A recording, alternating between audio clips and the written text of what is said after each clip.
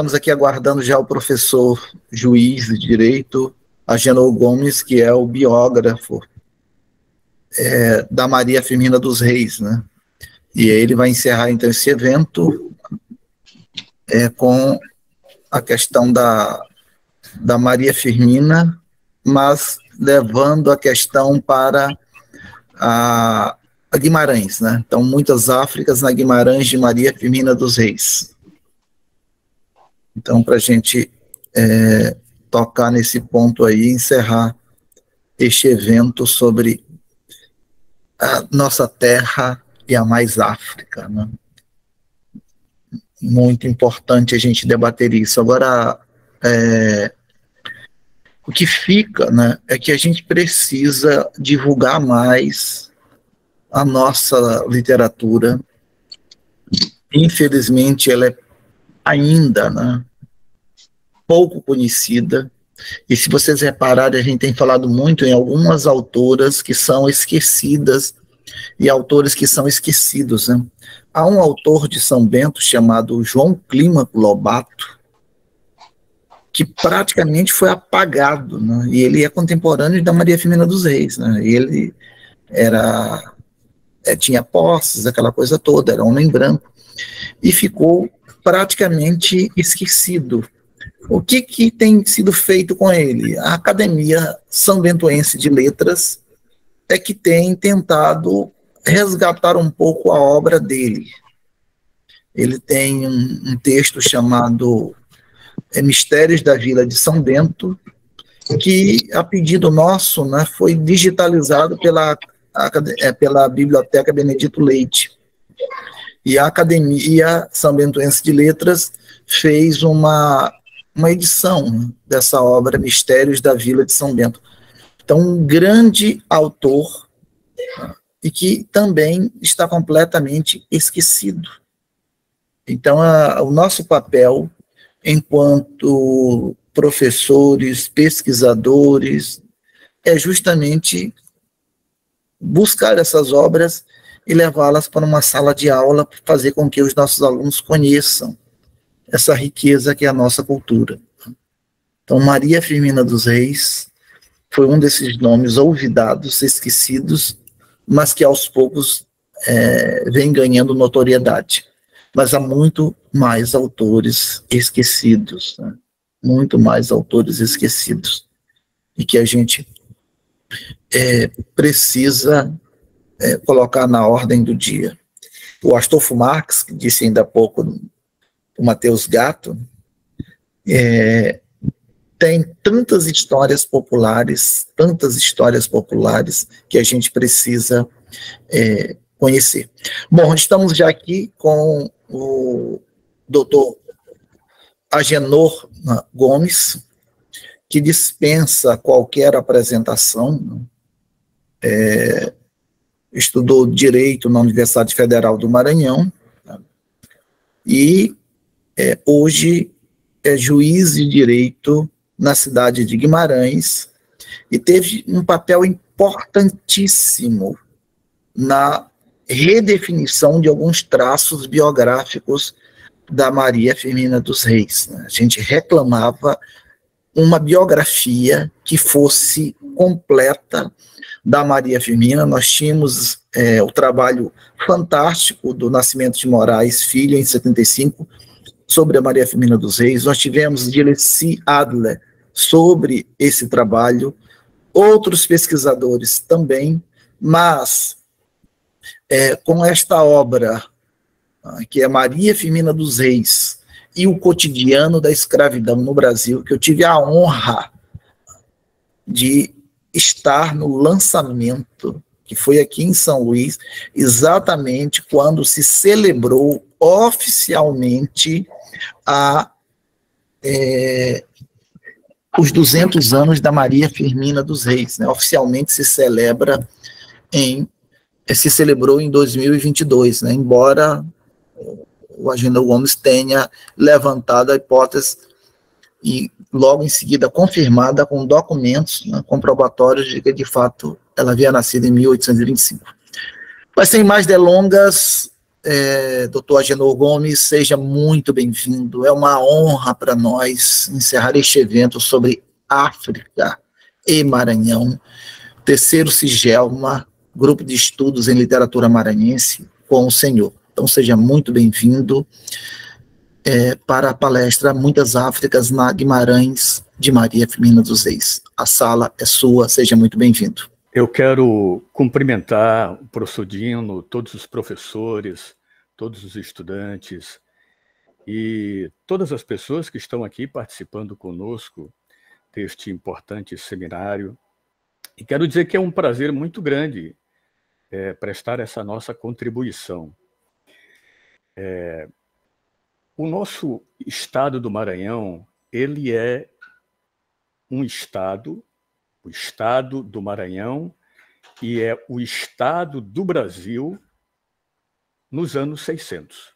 Então, havia, neste Brasil imenso que temos, havia o estado do Brasil, com a capital em Salvador, e havia o estado do Maranhão, com a capital em São Luís. Essas duas unidades administrativas inteiramente subordinadas a Lisboa, de forma quase autônoma, o estado do Maranhão e o estado do Brasil. E esse estado do Maranhão, que vai se fazendo, vai se construindo, é interessante que se chamava o estado ainda, não era a província do Maranhão ainda, não era a capitania do Maranhão, era o estado do Maranhão, como essa unidade administrativa. E essa unidade, portanto, tinha uma ligação muito grande com a corte, diretamente com a corte. E é aí que vai se formar, aqui no Maranhão, essa companhia do comércio do Maranhão, a época do Marquês de Pombal, vai se formar para trazer africanos, negros e negras escravizadas para o estado do Maranhão. Então, quando o Maranhão começa a receber essa quantidade grande de escravizados, é justamente da Alta Guiné, nos portos do Cachel, nos portos de Bissau. Então, vamos ver, por exemplo, a presença de muitas Áfricas. Interessante que esse título, Muitas Áfricas no Maranhão, Muitas Áfricas na Guimarães de Maria Firmina dos Reis, porque não é só uma África, são muitas Áfricas. Nesse trabalho de pesquisa a que eu me dediquei para escrever a biografia de Maria Firmina, eu encontrei em arquivos da paróquia de Guimarães, encontrei em arquivos do cartório de Guimarães, encontrei documentos traduzidos em registro de batismos, traduzidos em muitos inventários, e ali eu encontrei, entre nações e etnias, encontrei 17. 17 entre nações e etnias, e eu faço questão de declinar aqui todas elas, porque, por exemplo, no começo da minha pesquisa, imaginava que a presença forte dos negros e negras escravizadas em Guimarães, na Baixada, no Pericumã, em São Luís, em Codó, em Caxias, fossem a maioria congos e angolas, e numa quantidade menor, moçambiques. Mas fui constatar, e esses documentos estão ainda hoje disponíveis, a presença, por exemplo, de caçanges. Então, você encontra o registro no inventário, e os escrivães da época, eles colocavam tanto o prenome do escravizado quanto a origem. Então, você vai ver, por exemplo, João Caçange, você vai ver Antônio Bijagó. Então, dessas etnias que eu quero listar aqui, por exemplo, Caçanges, Bijagóis, Congos, Fulas, Angolas, Cabindas, ambacas, minas, benguelas, mandingas, moçambiques, cacheus, angicos, rebolos, papéis, baiunas e balantas. Vejam a quantidade de etnias e nações africanas em uma parte do Maranhão, na Baixada, no litoral norte do Maranhão. Então, isto impressiona como é que a obra de Maria Firmina ela é profundamente vivenciada neste ambiente de uma grande e violenta escravidão. Porque a escravidão ela estava presente no país, diferentemente, por exemplo, diferentemente dos Estados Unidos, onde a escravidão se concentra nos estados do Sul, Alabama, Carolina e outras mais. No Brasil é diferente. No Brasil, nós vamos encontrar a escravidão de sul a norte, de leste a oeste. E aí, chancelada por toda uma legislação que dá a garantia de que um homem possa escravizar o outro homem com a segurança da própria lei criada, a lei imperial. Então, fiz este início de conversa, professores, para contextualizar essa realidade. Então, a obra de Maria Firmina, que é uma obra pioneira, porque é a primeira vez que na literatura brasileira uma escritora, um escritor, ele dá aos seus personagens esse discurso próprio do negro escravizado, do negro e da negra. Isso é a primeira vez que acontece no romantismo brasileiro, e acontece em Úrsula, de Maria Firmina dos Reis. Isso vai acontecer, é interessante notar, que isso vai acontecer 10 anos antes de Castro Alves, com seus belos poemas. Então, essa mulher, que é uma filha de uma escravizada, de uma ex-escravizada, porque quando ela nasceu, a mãe dela, Leonor, já estava alforriada, mas havia sido escrava. Leonor havia sido escrava de um dos maiores traficantes de escravizados aqui do Maranhão, que se chamava o comendador Caetano José Teixeira. O comendador Caetano José Teixeira era um dos maiores comerciantes do Maranhão. Ele registram os jornais da época que ele vendia por ano seu comércio. Não foi possível a gente precisar exatamente onde ficava o comércio de Caetano José Teixeira, mas certamente na área mais importante da cidade naquele período, que era a área da Praia Grande. E ele conseguia fazer a venda de 2.000 escravizados por ano. São os registros constantes.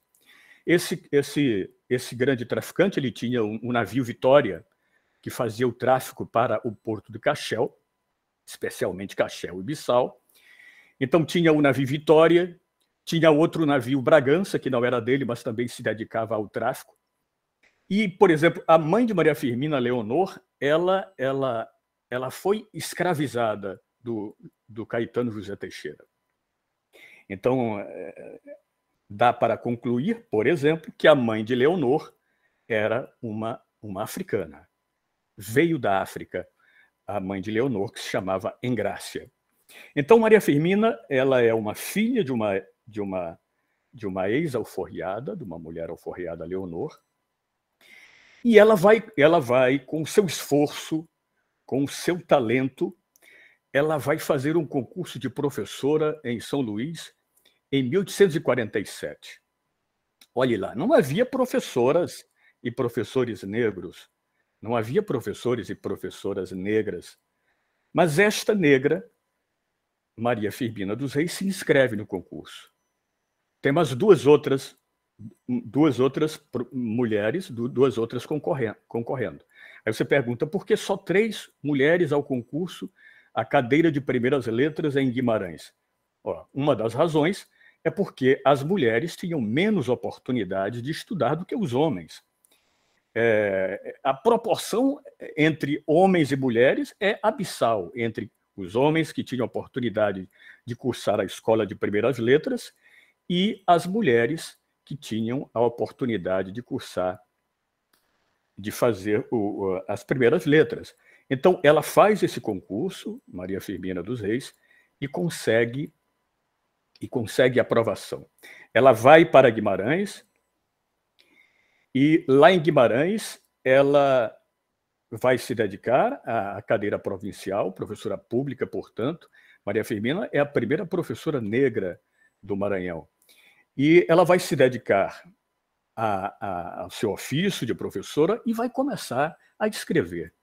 Então ela começa com um romance. Geralmente as pessoas começam com publicações mais modestas, com um conto, com uma crônica, não é? Ela começa com um romance.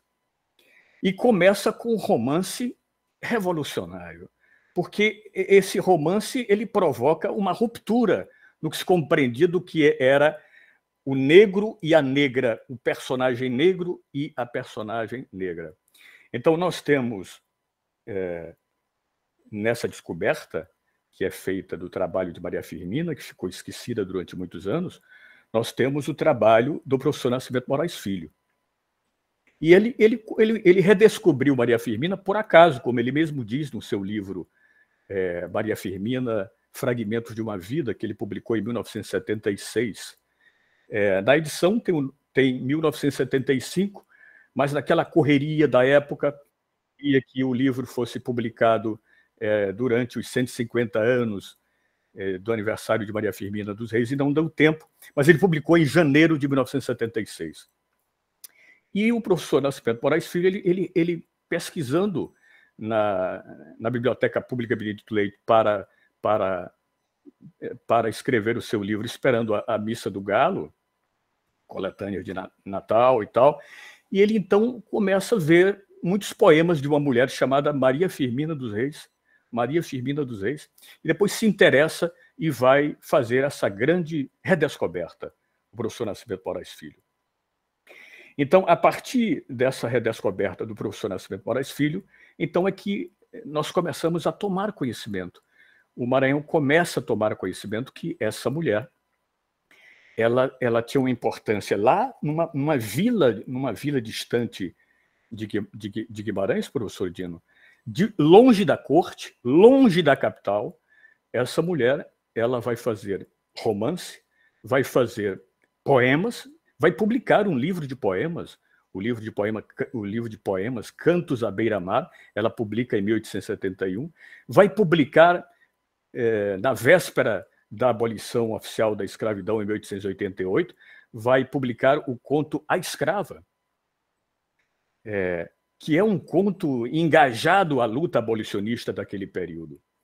Então, temos a presença desta nossa maranhense, que importante para as nossas letras, mas também importante para a vida da educação no Maranhão, porque ela, depois que estava para se aposentar, em 1880, ela se aposentou em 1881, em 1880, ela já se aposentando, ela funda a primeira escola mista do Maranhão. Até então, meninos e meninas não podiam estudar em escolas da mesma sala. Isso a legislação não permitia, e os costumes também não permitiam. Então, Maria Firmina vai morar num povoado de Guimarães, que fica a 10 quilômetros de Guimarães. Hoje a gente vai no asfalto, a gente vai em 10 minutos. Mas, na época, ela ia para as temporadas que ia passar no povoado Massaricó para ensinar as crianças. Ela ia de carro de boi. De carro de boi da Vila de Guimarães para Massaricó são 3 horas. Então, lá ela consegue fundar a sua primeira escola mista do Maranhão.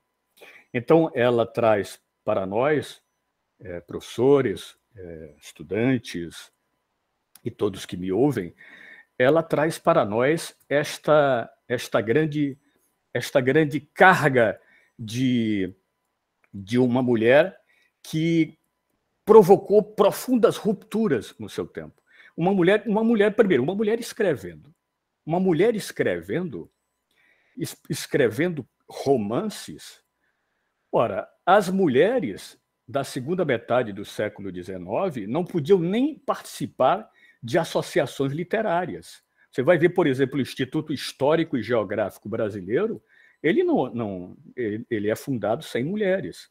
Você vai ver a Academia Maranhense de Letras, a academia é fundada sem mulheres. Então, às mulheres não era permitido essa atividade literária.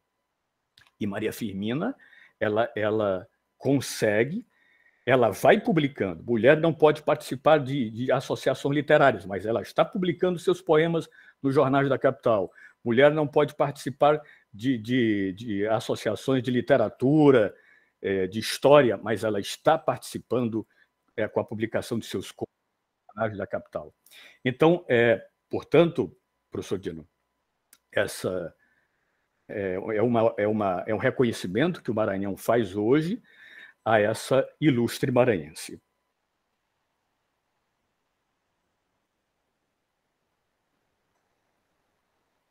Eu gostaria de falar um pouco, se nós tivermos ainda um pouco tempo, professor Dino. Pode continuar. Eu gostaria de falar um pouco, por exemplo, da Maria Firmina na cultura popular. Se o senhor me permitir, se a gente ainda tiver algum... Pode sim, pode falar. Bem, essa mulher se dedica à literatura, ela se dedica à escola e se dedica à literatura. Mas, ao mesmo tempo, em Guimarães, ela se dedica a coletar dados da cultura popular. Então, ela começa a coletar dados do Bumba Meu Boi, já existente em Guimarães, que em Guimarães é o Bumba Meu Boi de Zabumba. Há outros sotaques, mas em Guimarães é o Bumba Meu Boi de Zabumba. Ela começa a coletar e depois ela começa a se integrar. Porque nós vamos, por exemplo, ver publicado no livro do professor Nascimento Moraes Filho, em 1976, nós vamos ver publicado uma toada de Bumba Meu Boi, de Maria Firmina dos Reis. Mas ela não se dedicava, e ela fez essa toada, ela não fez só a toada, ela fez todo o auto de Bumba Meu Boi a pedido de duas ex-escravizadas. Uma se chamava Leonor e a outra Otávia. Otávia e Leonor pediram para a professora escrever toadas e um auto de Bumba Meu Boi para elas, pois a professora escreveu um auto de Bumba Meu Boi. Ao mesmo tempo que ela se integrava, ela também estava integrada nas campanhas que a vila fazia para construir casas para órfãs. Ela estava integrada acompanhando as cartas de alforria que os escravizados e as escravizadas lutavam para conseguir. Nós vamos ver, por exemplo, no Diário de Maria Firmina, ela anotando Porfíria, que era uma escravizada. Porfíria conseguiu a carta de alforria dia 17. Então, ela acompanhava toda esta luta pela liberdade e, ao mesmo tempo, estava integrada à cultura popular. Quando chegava, por exemplo, às festas natalinas, ela também promovia os chamados pastores. Aqui em São Luís, há bairros que se chamam pastores, outros se chamam pastorais, mas em Guimarães ainda existente é o pastor, na época natalina. E esse pastor, como é que era feito? Esse pastor era feito num barracão de taipa, meia parede, coberto de palha, com um palco também, um palco de barro, e ali é que eram feitas as apresentações nos autos natalinos feitos por Maria Firmina dos Reis. Então, essa presença de Maria Firmina dos Reis, portanto, ela não está só na literatura, ela não está só na escola, ela também está integrada à vida da comunidade. Que coisa magnífica, né? A gente conhecer tudo isso e conhecer esse dado que pouca gente conhece, que Maria Firmina dos Reis tinha um diário, né? Queria que você falasse um pouco mais sobre isso, né? Sobre essa questão do diário dela. Exatamente. Ela interessante, né? A época, pelo que a gente sabe, o que existiam eram os álbuns que as moças, os rapazes faziam para escrever os poemas que gostavam, copiavam de poetas importantes da nossa literatura e faziam seus álbuns. Maria Firmina fez o seguinte: de um álbum, ela fez um diário, porque ela colocava nesse seu álbum tanto escritos, e a gente vai ver com jeito de crônicas, né? Nós vamos ver isso no Diário de Maria Firmina, como a gente vai ver o diário, dizendo, olha, tal dia eu fiquei com uma garrafa de leite. Está anotado. Ela faz uma anotação da sua vida nesse diário. Ela também descreve muito da sua vida na infância nesse diário. Nesse diário, a gente vai ver a que ela se dedica mais é a vida dos seus filhos de criação. E os seus filhos socioafetivos, professor Dino, são quase todos filhos de ex-escravizados. Quase todos, a gente vai ver no seu diário. Então, por exemplo, Otávia havia sido escrava. Leonor, que teve o mesmo nome, outra Leonor, também havia sido escravizada. A gente vai ver muitos nomes de filhos de criação de Maria Firmina no seu diário, ela escrevendo. Por exemplo, ela tem um afilhado chamado Miguel, que era um ex-escravizado, e esse afilhado, ela acompanha a vida dele. Ela diz, tal dia Miguel entrou na escola de primeiras letras do professor Daniel Vitor Coutinho. Porque, na época, o menino estudava na rede oficial, era separado. Então, ela acompanha na vila Miguel indo para a escola de meninos. E ela cuidando dos seus filhos de criação. Então, a gente vai ver todo esse cuidado de Maria Firmina. E ela teve, professor Dino, ela teve mais ou menos 15 filhos de criação. Você imagina, uma professora primária naquela época, ela não teve filhos, ela não casou. O que a gente consegue ver durante, e coloco isso no livro, dedico um capítulo do livro, ela, pelo que se vê nos poemas que ela fez 3 poemas para Raimundo Marcos Cordeiro, e parece que ela se afeiçoou. Diz a professora Luísa Lobo que Maria Firmina se apaixonou por ele, mas ele casou com outra pessoa, faz um poema para ela, que é um poema de despedida, e o certo é que ela não se casou e não teve filhos, mas teve esses 15 filhos de criação, que a gente nomina até no trabalho, a gente consegue nominar, e a gente consegue colocar até a árvore genealógica da família de Maria Firmina nessa biografia dela, para ajudar nesse nosso estudo. Então, ela se dedica, professor Dino, no diário, muito à vida dos seus filhos de criação. E ela acompanha quem começa a aprender a costurar, depois começa a viver por conta própria, costurando, uma filha de criação, chamada Maria Amélia. E ela, portanto, vai descrevendo o progresso dos seus filhos de criação. Tem um filho de criação dela, chamado Leude. Leude ficou com ela até o fim da sua vida. Ela morreu em 1917, em Guimarães, numa casa bem modesta, e Leude fica até os últimos dias com ela. E ele, depois, e ela sempre colocando para estudar, colocando para progredir, depois ele vai conseguir passar no concurso público, Leude. Então, a gente vai ver esse progresso que seus filhos de criação e os cuidados que a professora tinha integrado à vida da comunidade. Então, isso é um dado importante na biografia da professora, professor Dino. Muito bem.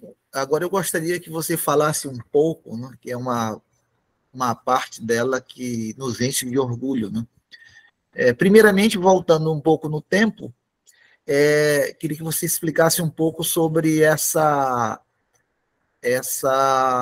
inscrição dela no concurso e que o tio dela, o Sotero dos Reis, né, que recebe o recurso. Né? Queria que você comentasse um pouco. E depois da aprovação, com a nomeação, como é que a mãe queria que ela fosse até o palácio. Né? Essa é uma passagem belíssima do seu livro.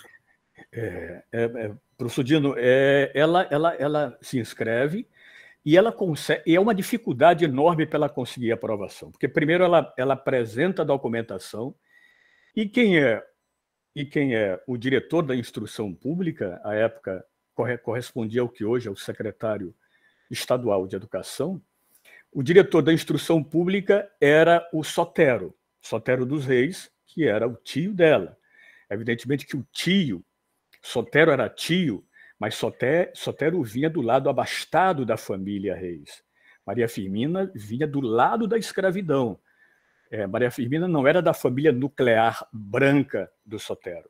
Então, o parentesco de Maria Firmina com Sotero é por causa do pai de Sotero, chamado Baltazar José dos Reis. Mas esse parentesco ele não se dá pela via da família nuclear. Então, Maria Firmina vem do lado da escravidão e Sotero vem do lado do seu pai Baltazar, português, que chega a Guimarães, depois vai ser juiz em São Luís, vai ser juiz de paz em Guimarães. Pois bem, ela tem dificuldade. O professor Sotero é o diretor da instrução pública, recebe o pedido de inscrição de Maria Firmina. Nessa época, a diretoria da instrução pública funcionava numa sala onde hoje a gente vê aquela placa 1838, lá no Convento do Carmo, do lado esquerdo. Ali funcionava a diretoria da instrução pública do Maranhão, da província do Maranhão. Não havia prédio público para escolas e não havia prédio público nem para a diretoria da instrução pública. Então, a província do Maranhão conseguiu, junto ao Convento do Carmo, através de contrato, conseguiu instalar ali a diretoria da instrução pública. Então, Maria Firmina vai lá ao Convento do Carmo, onde funcionava a diretoria da instrução pública, e lá ela faz o requerimento da inscrição, apresenta os documentos, mas aí o professor Sotero, muito rigoroso, ele dá um parecer encaminhado ao governador da província, porque é o governador que decidia, era a última palavra, e o professor Sotero diz, olha, ela não tem a idade para ser professora. E a lei determinava que era os 25 anos, só podia ser professor aos 25 anos, era quando o homem que começava a ter a maioridade. E o homem, com 25 anos só que ele conseguia votar. Então, para ser candidato a professora, tinha que obedecer essa idade dos 25 anos. Ora, ela apresenta um atestado, ela apresenta um batistério, uma certidão de batismo, e na certidão de batismo não havia exatamente o ano em que ela nasceu, só havia a data do seu batizado. Então, Sotero diz, olha, ela não tem idade. E então, aí ela sabe que é indeferido o seu primeiro pedido, e ela vai procurar provar que ela tem os 25 anos. Então, ela vai à Cúria Metropolitana e entra com uma ação, porque nesse período as ações corriam na Cúria, não havia cartório civil, não havia todo esse trabalho de registros eram feitos nas igrejas. Então, ela vai, o processo corre, ela leva 2 testemunhas para dizer que ela tinha 25 anos, portanto, teria nascido em 1822, e, bem, se ela conseguisse provar que nasceu em 1822, aumentariam os 3 anos a partir da data do batismo, porque ela se batizou em 1825, aumentariam 3 anos e ela conseguiria passar, ela conseguiria a aprovação, ela conseguiria o deferimento da sua inscrição. Então, depois de marchas e contramarchas, foi uma luta enorme para ela conseguir isso. Ela consegue e entra com o segundo requerimento. Então, no segundo requerimento, ela consegue provar com essas 2 testemunhas. Uma das testemunhas ouvidas é o seu próprio tio, Martiniano José dos Reis. Então, ela consegue... Desculpem. Ela consegue juntar, professora Adriana, ela consegue juntar o seu registro de batismo e ela consegue a inscrição. Ela consegue a inscrição.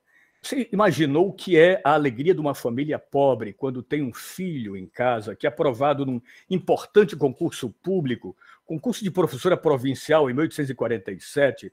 Então, a sua mãe Leonor, muito contente, e a família toda, todos muito contentes com essa negra que conseguiu a aprovação. Isso é publicado no Jornal de São Luís, né? A aprovação dela. E a mãe, Leonor, muito contente, quer contratar um táxi da época para levar a professora Maria Firmina ao Palácio do Governo. O táxi da época eram as liteiras, que o maranhense chamava de palanquim. O palanquim era o táxi, não havia outro táxi. O táxi mais luxuoso, carregado por 2 homens escravizados, por 2 negros escravizados. Esse era o táxi. A família de São Luís usava o táxi assim.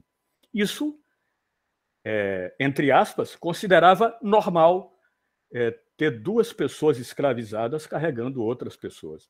Mas aí, quando a Maria Firmina, muito contente, depois de abraçar a mãe e tudo mais, se arrumar para receber a nomeação no Palácio do Governo, olha, ela morava no São Pantaleão. Do São Pantaleão para o Palácio do Governo dá quase 1,5 km ou 2 km. A gente, né, pode ver isso ainda hoje. E ela disse o seguinte para a mãe dela, na presença de todos os parentes e amigos que estavam ali, esperando que ela fosse de palanquim. Ela diz assim: negro não é animal para se andar montado nele. E ela foi a pé. Ela foi a pé do São Pantaleão ao Palácio do Governo receber a sua nomeação. Esse é o primeiro grande gesto político da professora. A professora, ela tinha 22 anos. Se a gente considerar que ela tivesse nascido em 1825, ela estava com 22 anos, como diz o professor Nascimento Moraes Filho em seu livro. Se a gente considerar que ela nasceu em 1822, ela tinha uma maioridade. Mas tudo indica que ela estava com 22 anos. E essa professora de 22 anos tem o seu primeiro gesto político a não aceitar ser carregada em palanquim por 2 pessoas escravizadas. Que maravilha, né? Essa é uma... Eu não sei se eu vou ter o privilégio, Agenor, de ver isso no filme. Eu queria morrer só depois de ver Maria Firmina dos Reis, não em documentário, mas em um longa-metragem para ver essa cena, né? Eu não sei se nós vamos conseguir isso, né? Seria excelente, professor. Seria uma beleza se a gente pudesse conseguir, e tomara que a sua previsão, a sua vontade, o seu desejo dê certo, professor. Porque neste momento, por exemplo, nesse ano passado, em que tivemos muitas oportunidades, porque se comemorou os 200 anos, e tivemos muitas oportunidades de divulgar a obra de Maria Firmina dos Reis. Existe, por exemplo, hoje no país, um grupo de pesquisadores de Maria Firmina dos Reis, sediado em São Paulo. Eu também pertenço a esse grupo, e várias pessoas, professores aqui de São Luís também pertencem a esse grupo. Essas pessoas se dedicam a pesquisar a vida de Maria Firmina dos Reis. Então, nós temos já visto, por exemplo, gravações em CD, musicadas, de poemas de Maria Firmina dos Reis, através da famosa cantora Socorro Lira. Ela esteve aqui no Maranhão já, esteve em Guimarães. E nós já tivemos, por exemplo, em Paraty, tivemos no ano passado, tivemos a alegria de poder levar o nome dessa nossa maranhense, pude levar, e outros professores e outros escritores também tiveram a oportunidade de levar o nome dessa maranhense. Então, que a sua previsão e o seu desejo, professor Dino, se torne uma realidade, vai ser uma alegria para todos nós. Muito bem. Vamos ouvir a Adriana. Boa noite, né? Eu estou aqui com o livro do Agenor, né? Logo que lançou, eu comprei na MEI, pedi para uma amiga minha que mora em São Luís. Amiga, eu preciso ler esse livro. E aí essa minha amiga comprou lá na MEI, logo que foi para a MEI, eu consegui comprar a obra. E o que me chamou a atenção, né? E eu me apaixonei por Maria Firmina dos Reis em 2015. Mas com poucas matérias ainda sobre a autora, fiquei com muita vontade de estudar a autora. Aí eu escrevi um artigo falando sobre a escravização. Inclusive, eu tive a oportunidade de apresentar num colóquio na UESP, que estava o doutor Eduardo de Assis Duarte E aí eu falei para ele que ele estuda também Maria Firmina, né? Se não estava, que se estava legal, ele não, tem muito que estudar sobre Maria Firmina, na época só tinha, parece que 50 teses que ele me falou, e eu continuei com esse sonho de estudar Maria Firmina. Mas, assim, ficava pensando como estudar. E aí, aí eu pensei em fazer essa literatura comparada, pegar essas duas mulheres, né? Carolina, eu vi essa biografia de Carolina, e com Úrsula de Maria Firmina. Terminou que, quando o professor Agenor lançou a obra, né? E aí terminou de, eu posso dizer assim, meu desejo de continuar com Maria Firmina. E a pergunta que eu tenho para o professor, doutor Agenor, que a priori eu acreditava que era uma pessoa assim, ai meu Deus do céu, um juiz escrevendo sobre Maria Firmina, por quê? E será se ele vai ser acessível? E será se vai ser fácil falar com ele? Vai ser muitos protocolos. É o que eu imaginei da maioria dos juízes do Brasil. Muito protocolo para chegar até um juiz. E aí foi logo assim uma quebra com o doutor Agenor na Flip. Eu disse, meu Deus, gente, como é que ele é tão acessível? Ele é juiz. E aí você autografou meu livro na Flip, eu assisti a palestra lá, né? Porque quando eu fiquei sabendo que a homenageada era Maria Firmina, eu não medi esforço para estar lá.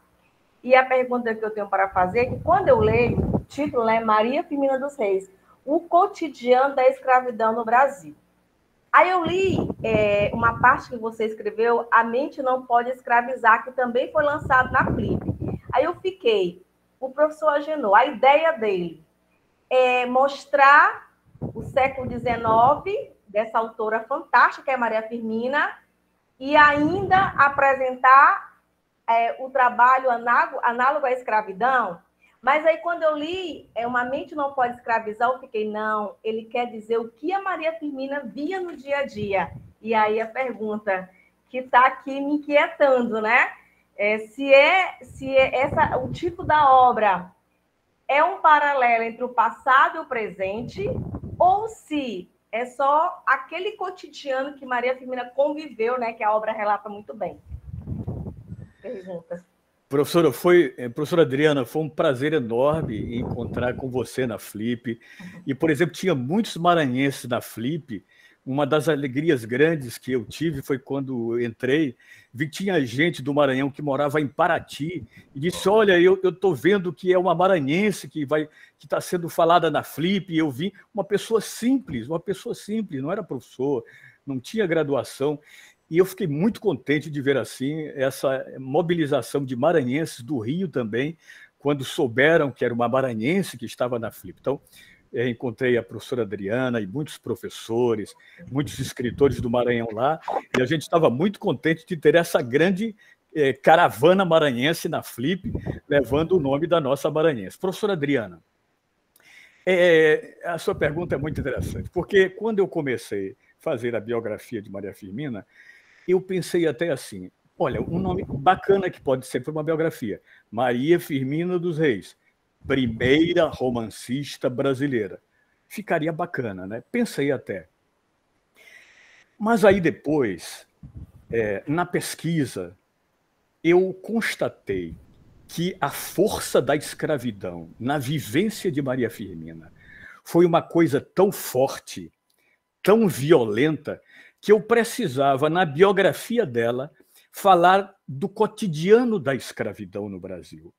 Aí você pode até dizer, bem, mas no Brasil? Sim, no Brasil, porque a escravidão no Brasil, diferente da escravidão dos Estados Unidos, ela era igual em Guimarães, ela era igual no Rio de Janeiro, ela era igual em Pernambuco, ela era igual, a lei era para todo o Brasil. Então, o dia a dia da violência, do massacre, do açoite, esse dia a dia tanto era igual em Guimarães quanto era igual em São Luís, era igual em Codó, era igual em São Luís Gonzaga.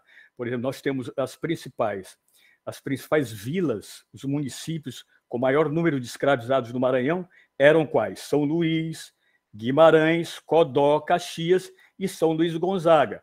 Eram esses municípios com a maior presença de negros e negras escravizados. Mas, respondendo à sua indagação, professora, por este motivo é que o título ficou assim, porque eu quis dar essa contextualização da violência da escravidão na obra de Maria Firmina. Então, por que ela fez essa obra? É porque o contexto da violência da escravidão era muito forte. Uma coisa importante que é tratada no livro é a quantidade de fugas de negros e negras escravizadas, a quantidade de quilombos que nós temos na região do litoral norte da Baixada Maranhense.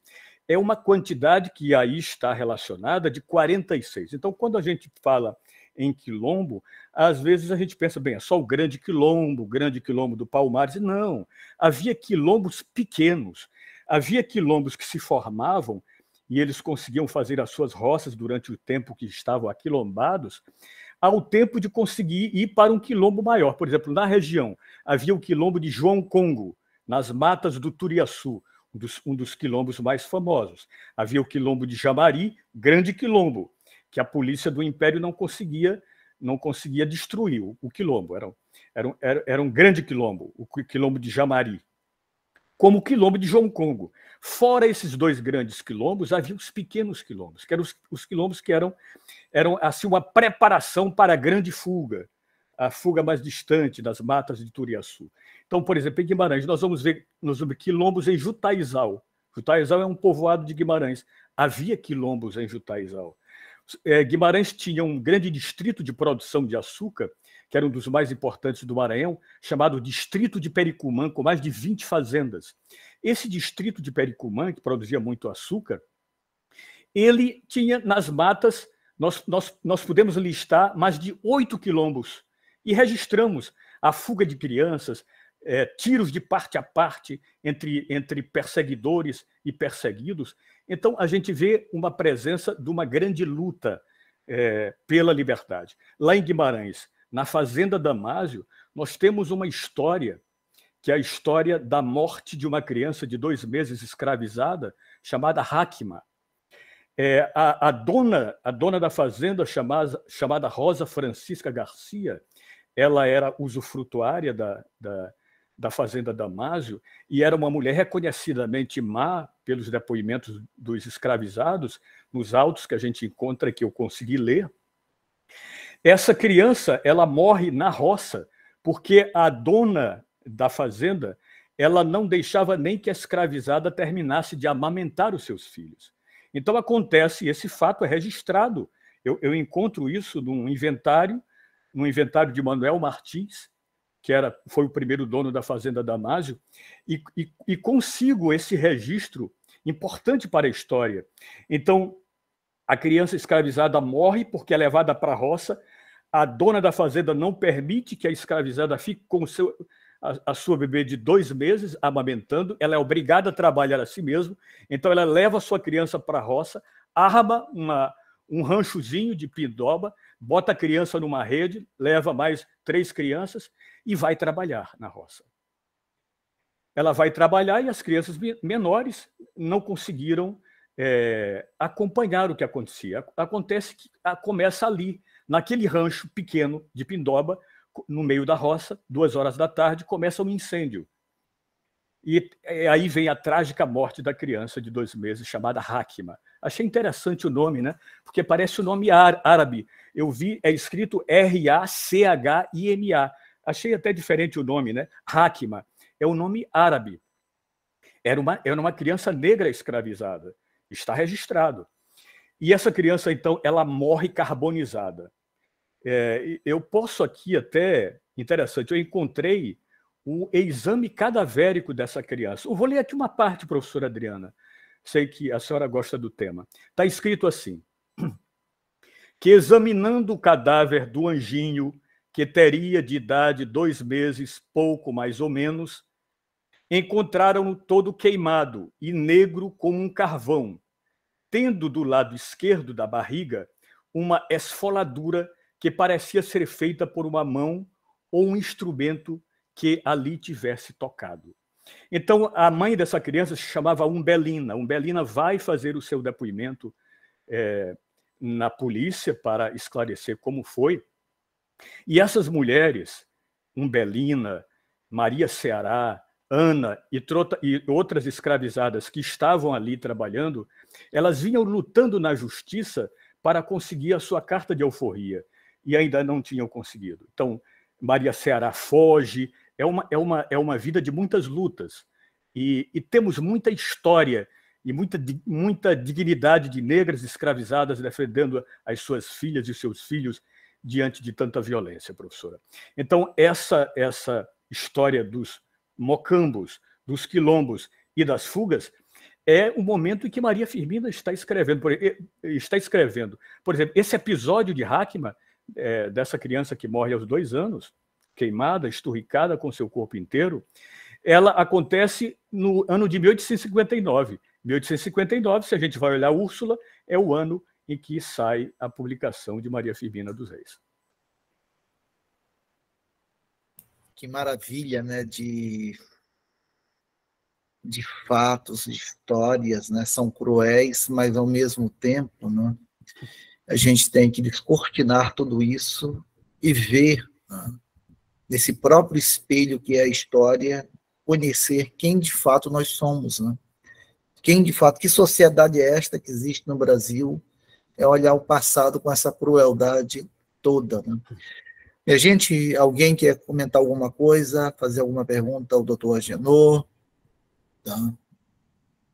E aí, para, então, encerrar, que eu acho que já está também, o doutor Agenor já está já no limite, né, do tempo, queria que você falasse um pouquinho sobre essa questão da relação dela com Gonçalves Dias, né, de Maria Firmina com Gonçalves Dias. Que coisa também bonita de Maria Firmina dos Reis. Pois não? Será um prazer, professor. E como é que foi essa história tanto da morte como logo em seguida a estátua, né? Foi a única mulher, né, que ia participar. Queria que você falasse um pouquinho para a gente sobre isso.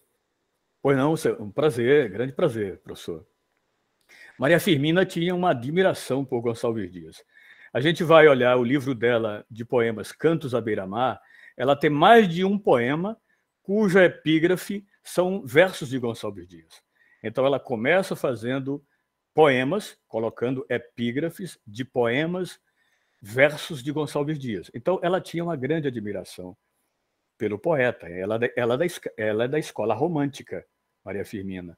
A gente, quando começa a ler Úrsula, professor Dino, professora Adriana e professores que me escutam, a gente que já está acostumado com esta outra realidade do século XXI, a gente, no começo, tem um certo impacto com o palavreado do romantismo de 1847.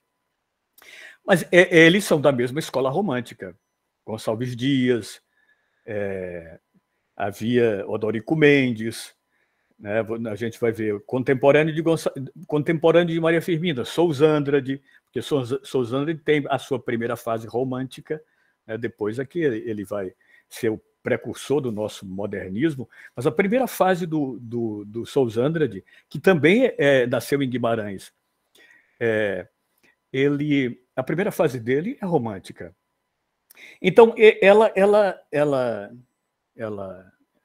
ela convive esse ambiente, né, numa vila distante, porque você, para chegar em Guimarães, professora Adriana, professor Dino, naquela época só podia chegar de barco, não é? Barco à vela. Na minha juventude, eu ainda fiz viagens só à vela. 6 horas de viagem na costa de Alcântara, só para quem tem coragem, viu? Só para quem tem coragem, porque é muita maresia, muita onda para chegar a São Luís. E Maria Firmina tinha que fazer isso. Ela vinha passar as férias em São Luís, então ela vinha pela costa de Alcântara, 6 horas no balanço do mar. Pois bem, ela então tinha essa admiração e era assinante do Jornal de São Luís, que publicavam poemas, né, de tantos poetas da época, e ela admirava Gonçalves Dias. O que acontece? Gonçalves Dias vai para a Europa, volta, famoso e tal, né? Muito festejado por toda a província do Maranhão. E numa dessas voltas da Europa, ele já vem doente, ele já vem com tuberculose.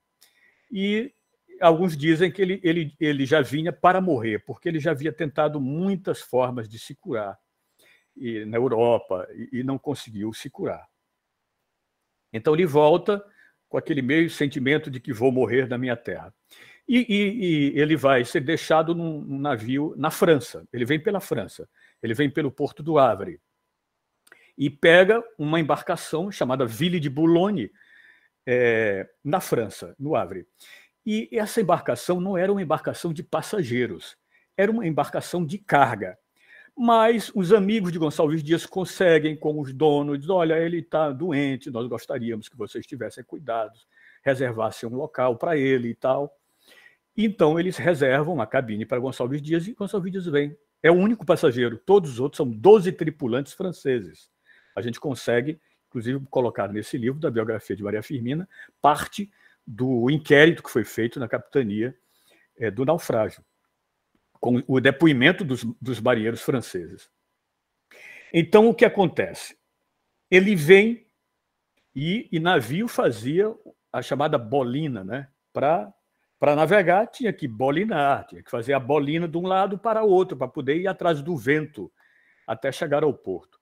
Então, numa dessas grandes manobras, o navio vai ao lado do Itacurumi, que era o farol existente que orientava, né? Itacurumi do lado e Santana do outro.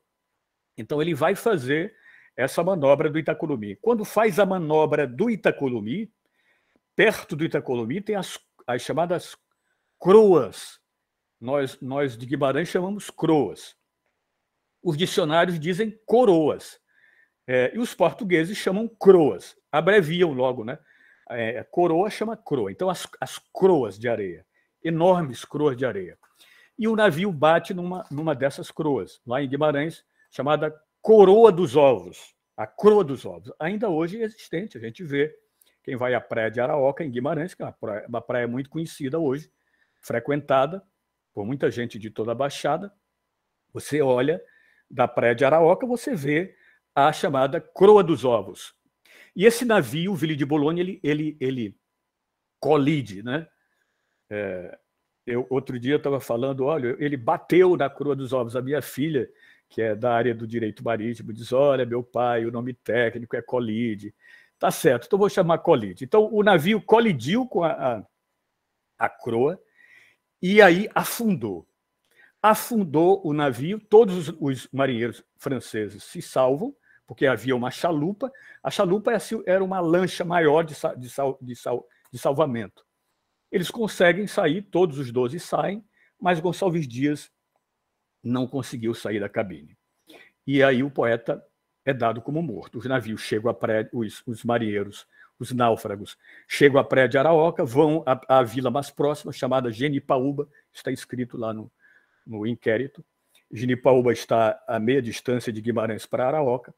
E lá em Genipaúba eles pedem que vão procurar o inspetor do quarteirão, e o inspetor do quarteirão manda um correio à Vila de Guimarães avisar o delegado de polícia. Então, eles vão tomar todas as providências, e é aí que a vila sabe, é aí que Maria Firmina sabe que morreu o poeta que tanto ela admirava, foi morrer lá na Coroa dos Ovos, em Guimarães.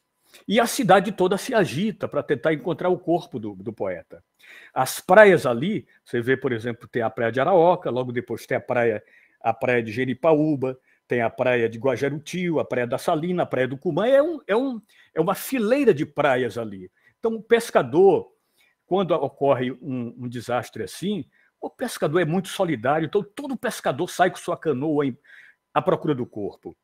E os pescadores todos saíram, os que estavam ali nas proximidades, à procura do corpo do poeta. Não conseguem encontrar. Ninguém consegue encontrar. Aí o governo do Maranhão resolve, pelos jornais, anunciar R$300 de prêmio para quem conseguir encontrar o corpo de Gonçalves Dias ou encontrar alguma coisa dele, algum baú, alguma coisa. Não se encontra o corpo de Gonçalves Dias. Aí o Antônio Henriques Leal, que vai ser o primeiro biógrafo de Gonçalves Dias, grande amigo de Gonçalves Dias, era uma pessoa de muitas posses, ele anuncia pelo jornal um conto de réis, que significava R$1 milhão à época, para quem encontrasse o corpo de Gonçalves Dias. Mas não foi encontrado o corpo de Gonçalves Dias. E aí, depois que não foi encontrado, a Vila de Guimarães faz um grande ato religioso, numa missa na igreja de São José, isso está registrado também na biografia de Maria Firmina, faz uma grande missa em homenagem a Gonçalves Dias, a sua memória, a memória de Gonçalves Dias. Então, a nossa poetisa, Maria Firmina, ela faz um poema para ele. Muito bem, ela faz esse poema, é publicado, e, além disso, ela vai musicar esse poema e vai criar uma lenda depois, a chamada Os Versos da Garrafa. Mas isso já vem depois, muito depois da morte de Gonçalves Dias.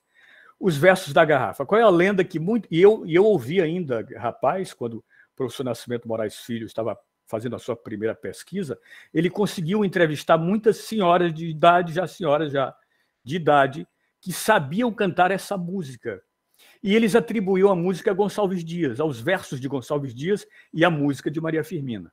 Então, a chamada lenda dos Versos da Garrafa. Gonçalves Dias, antes de morrer, teria escrito esses versos e colocado dentro de uma garrafa, e essa garrafa foi parar numa das praias de Guimarães. Então, Maria Firmina, alguém encontrou a garrafa, levou para a poeta da vila, e a poeta da vila, então, musicou o poema de Gonçalves Dias. Mas isto, evidentemente, é uma lenda. O que é fato é que Maria Firmina fez o poema e musicou. Então, até hoje, em Guimarães, há muitas pessoas que sabem cantar essa música que foi musicada por Maria Firmina.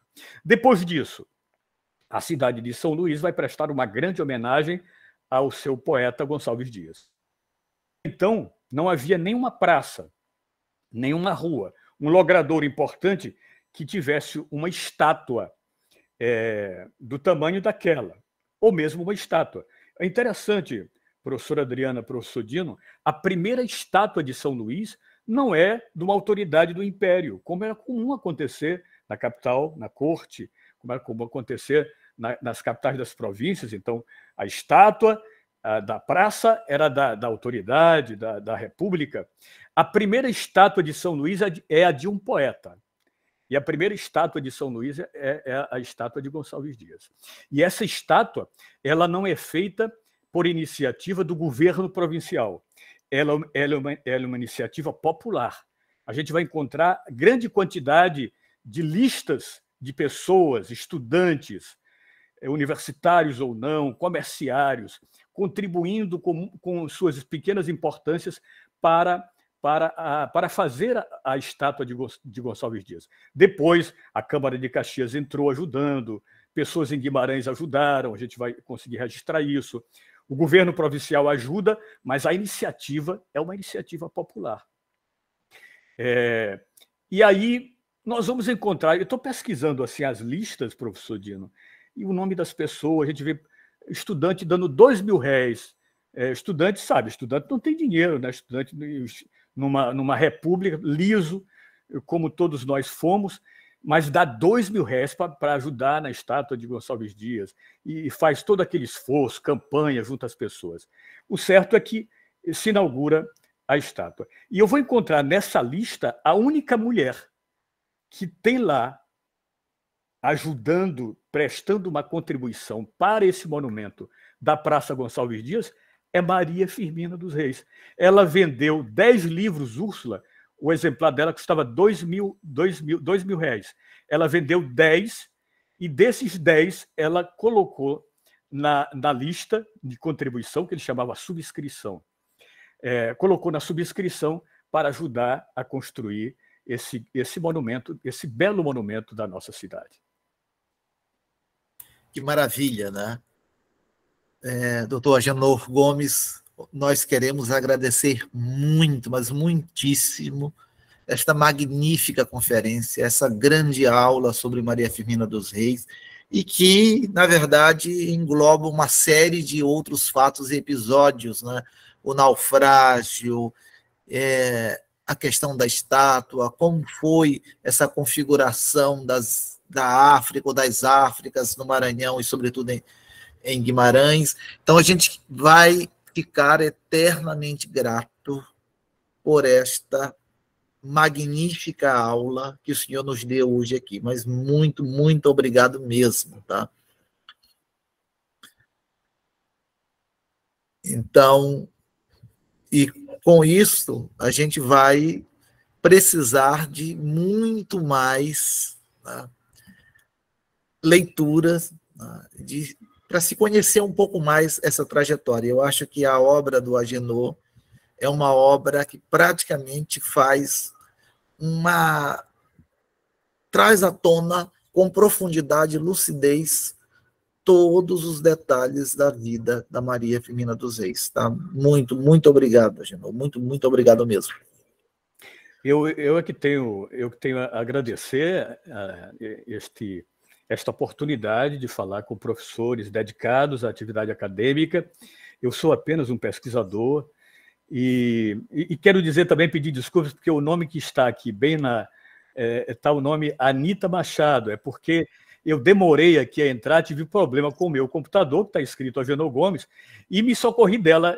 Anita, minha filha, Anita Machado, me empresta o teu computador aqui, que está chegando a hora de eu entrar. Então, por isso que é isso. Essa oportunidade que tenho aqui, estar com todos vocês, e dizer que essa mulher, Maria Firmina, que é uma referência para o nosso Estado, que é motivo agora de orgulho para todos nós, e toda essa luta é uma luta permanente. Há muitas Marias Firminas em nosso Estado, e isso é importante quando a gente vê pesquisadores, pesquisadoras interessadas em levar adiante toda a luta da maranhense Maria Firmina dos Reis. Muito bem. Adriana? Só tenho a agradecer, porque você se disponibilizou. Quando a gente lê a obra, né, que não é uma biografia, é um dossiê, e aí eu fico pensando, cara, que top, né?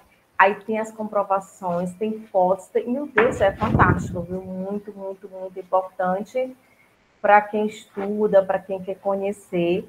E aí também o bom é porque esse ano, se eu não estiver enganada, vai sair a obra de Nascimento Moraes Filho, porque quando eu li Úrsula, falava de Nascimento Moraes Filho, quem é esse cara? Quem é esse autor? Fui pesquisar, e aí que bom que também vai sair, né, a edição aí de fragmentos, não é isso? Que ele escreveu, e isso é muito bom porque enriquece, a gente não pode também deixar no esquecimento, trazer essas memórias, isso é muito top, então a gente só tem a agradecer e que você continue pesquisando cada vez mais e contribuindo para a nossa literatura maranhense, isso é muito, muito importante.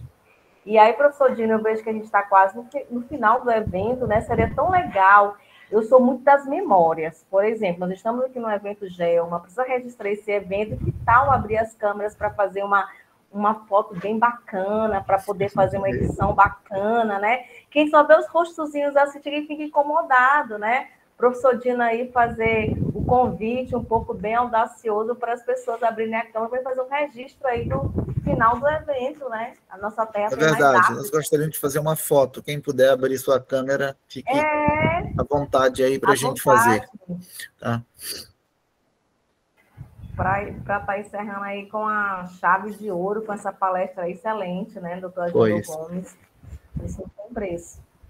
Muito bem, para a gente ver. Né?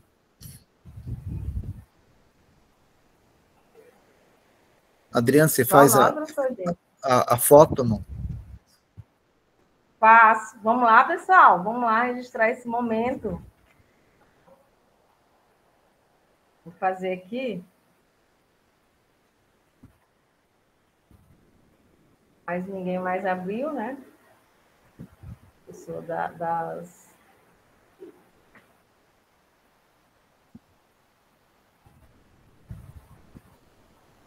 Eu registrei, professor, mas... Muito bem. Vamos ver se alguém mais vai... Né? Professor. Vamos. Então, eu acho que eu vou, então, encerrar a gravação. Olha aí, ó, 10 pessoas abriram, dá para fazer mais uma. As pessoas estavam se organizando, né? Vamos esperar mais alguns aí que as pessoas